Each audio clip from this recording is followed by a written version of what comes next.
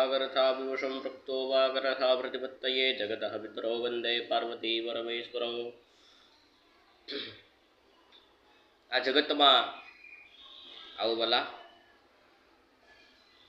આજે શ્રીમદ ભાગવત એટલે દિવ્ય ભાગવત અને શ્રીમદ ભાગવતનું જ્યારે આપણે આજે પાઠ કરવા માટે બેઠા છીએ ત્યારે કહેવાય છે કે આ જગતમાં ભગવાન કંઈ ન સાંભળે તો પણ પ્રાર્થના સાંભળે છે ભક્તની। એવી જ પ્રાર્થના વૃત્રાસુરે કરી।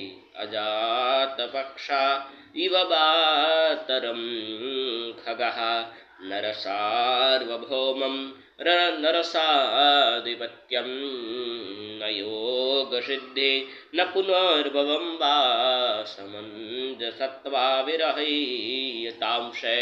કીધું સમંજસત્વા વિરહયતાંશે, હે ઠાકોરજી એમને તમારો વિરહ આપો।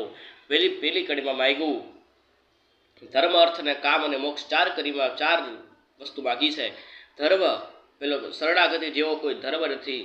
અર્થ એટલે પૈસો, ભગવાન ઠાકોરજી સૌનો વૈષ્ણવનો ભગવાન ઠાકોરજી પૈસો છે।